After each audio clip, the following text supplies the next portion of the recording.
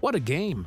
I'm still trying to wrap my head around everything we just watched, because that win over the Bears was absolute chaos, in the best possible way. This wasn't just another check mark in the win column. This was one of those nights that reminds you why you love football and why this season feels different for the 49ers. 6 straight wins now, the offense exploding, the crowd riding every swing, and a final score that looks like something straight out of a video game. A 42-38 win that felt frantic, emotional, and unforgettable from start to finish. From the opening moments, this game had that weird energy, where you just knew it was going to be wild. Back and forth scores, big plays, momentum swings, and zero breathing room. It felt like every possession mattered. And for a team heading into the playoffs, that kind of environment tells you a lot about who they are. This group didn't flinch. Even when things got messy, even when the defense struggled, even when the pressure ramped up late, they found a way. That's what good teams do. And that's what special teams start to look like this time of year. Now zoom out for a second and think about what this win actually means. The 49ers are rolling into Week 18 with everything on the line. The number 1 seed, the NFC West, a first-round bye, home field advantage, and if you really want to dream big, a potential path to playing a Super Bowl at Levi's Stadium. That's not hype, that's reality. You can feel it building, and games like this are often the ones you point back to later and say, yeah, that's when it became real. I want to know where this one ranks for you. Seriously, drop a comment and tell me where this Bears game stacks up among recent 49ers wins, because for me, this one's way up there. And if you're still riding that post-game high, hit the like button to celebrate another massive Niners dub. Let's see if we can push this thing toward our goal of 1,000 likes, because this team deserves it. And if you're not subscribed yet, now's the time. We're pushing toward 1,000 subscribers, and with what's coming next, you don't want to miss any of it. Because in the next part, we have to talk about the biggest reason this team is humming right now, and it starts with the quarterback who's playing some of the best football in the entire league. Over this last stretch, Brock Purdy isn't just playing well. He's playing on a level that's hard to ignore, even if you're trying to downplay it. Right now, he looks like the most in-control quarterback in football, and what he's doing goes way beyond box score watching. The numbers are loud, sure, but the way he's getting them is what really stands out. Everything feels on time. Everything feels decisive. And everything feels calm, even when the game around him is anything but. Look at this recent run, and really let it sink in. Over the last 3 games, Purdy has been on an absolute heater. He's stacking nearly 300-yard performances like it's nothing and tossing touchdowns at a ridiculous pace. 10 touchdown passes in the last 2 games alone. 13 touchdowns over his last 3. That's not a hot quarter or a lucky stretch. That's sustained dominance at the NFL level. And it's incredibly hard to do, especially when defenses know exactly what's coming. What makes it even more impressive is who he's doing this without. This isn't the fully loaded 2023 version of the offense, where everyone is healthy and firing on all cylinders. No Trent Williams for most of this game. No George Kittle. Players rotating in and out of the lineup, and it doesn't matter. Purdy still stands in the pocket, anticipates windows before they open, and puts the ball exactly where it needs to be. Red zone trips aren't turning into field goals. They're turning into touchdowns. 5 trips, 5 touchdowns. That's elite execution, and it starts with the quarterback. There's also a confidence to his game right now that jumps off the screen.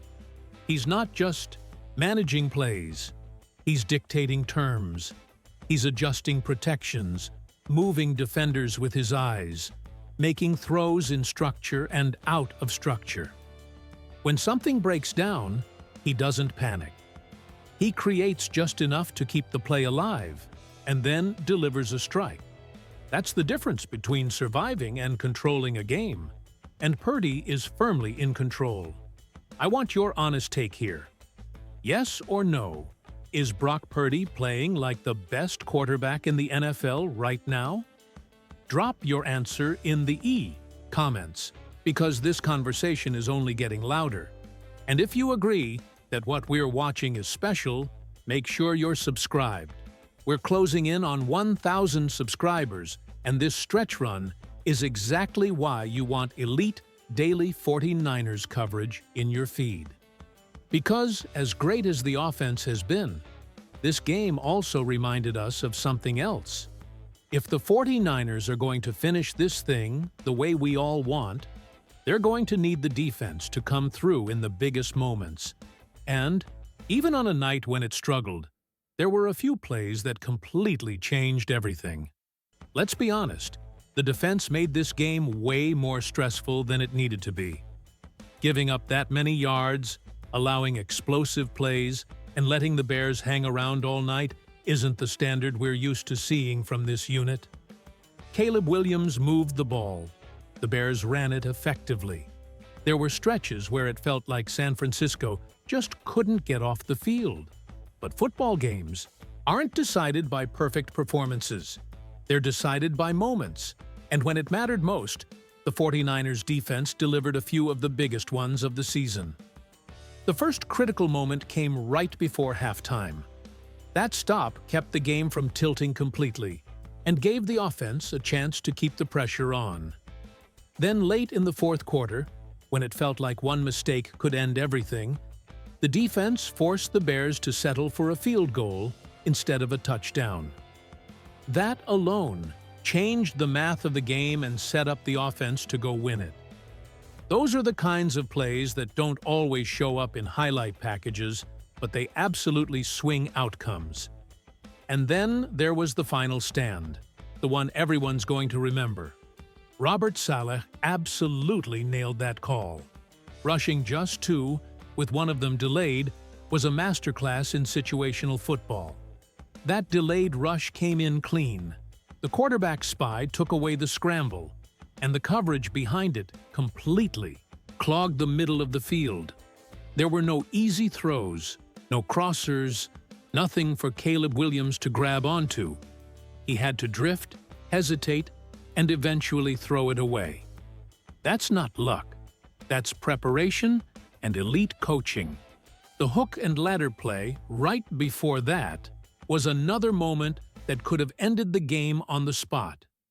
Diamador Lenier didn't fully bite on the initial route, stayed disciplined, read the play, and made the tackle.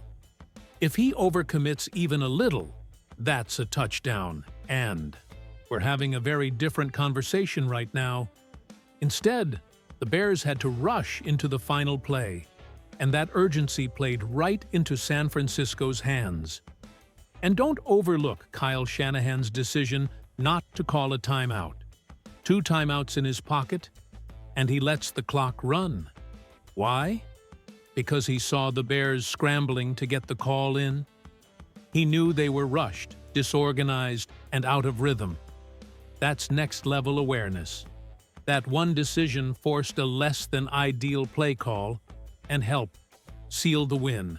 So I want to ask you, how did you feel watching that final defensive sequence? Did you love the aggressive confidence, or were you holding your breath the entire time? Drop your thoughts in the comments. And if you appreciate these kinds of breakdowns that go beyond the surface, make sure you're subscribed and help us get to 1,000 subscribers. Because while those stars made the headlines, this win doesn't happen without a few guys stepping up behind the scenes, especially with injuries piling up. And some of those under-the-radar performances might end up mattering a lot more than people realize. One of the biggest reasons this team keeps winning, even when things aren't perfect, is because of the depth. When key players go down, someone else steps in, and the machine keeps moving. This game was a perfect example of that. There were a few performances that might not grab national headlines, but inside this building, they matter a lot, especially with the playoffs right around the corner. Jake Tongs deserves real credit. Thrown into a bigger role with George Kittle out, he didn't just survive, he contributed. He runs well, he has reliable hands, and he knows where to be. That's exactly what you need from a tight end in this offense. He's not asked to be Kittle, because nobody is, but he gave Brock Purdy a trustworthy option and kept the offense versatile. That kind of reliability becomes incredibly valuable when defenses are trying to take away your first and second reads. Then there's the situation at left tackle. Losing Trent Williams is never something you want to deal with, especially on the first play of the game. Austin Pleasance stepped in under brutal circumstances, and the offense didn't collapse. That alone tells you something. The 49ers still moved the ball, still protected the quarterback well enough, and still put up over 40 points.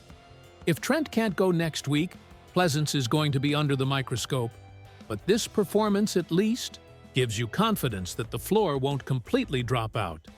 And don't overlook Ricky Pearsall. He was clearly not 100%, but he gutted it out and made tough plays when they were needed. That kind of toughness resonates in a locker room. It sends a message that everyone is pulling in the same direction, especially during this stretch of the season when pain management becomes part of the job. Now let's talk injuries, because they matter a lot moving forward. George Kittle is pushing to get back, and there's real optimism he could be available for the Seattle game. That would be huge. Trent Williams, on the other hand, is more up in the air on a short week. If he needs more time, it reinforces just how important that potential first-round bye could be. Quick question for you. Which backup impressed you the most in this game, and do you feel confident in this team's depth if Trent has to miss time? Let me know in the comments. And if you're here for honest injury updates and real talk about this roster, make sure you're subscribed as we push toward 1,000 subscribers.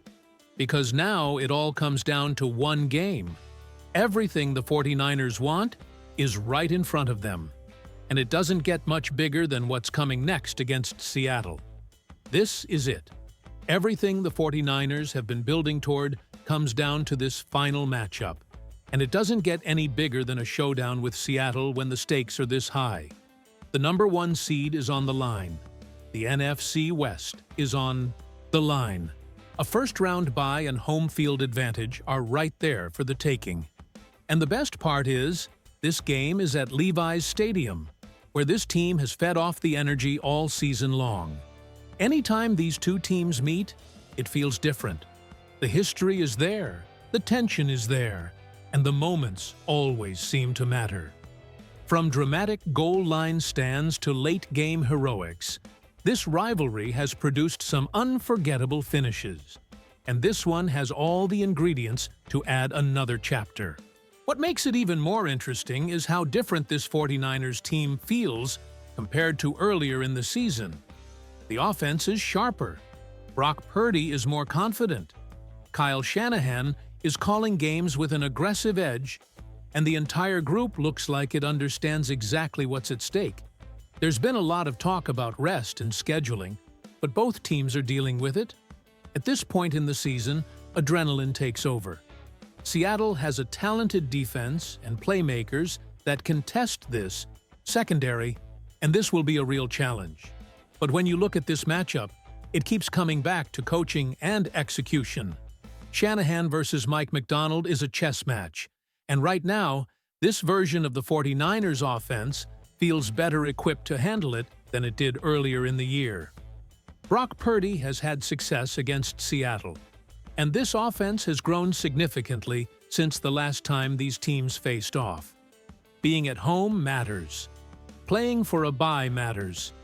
Knowing that extra rest could help guys like Trent Williams, George Kittle, and potentially Fred Warner get closer to full strength matters.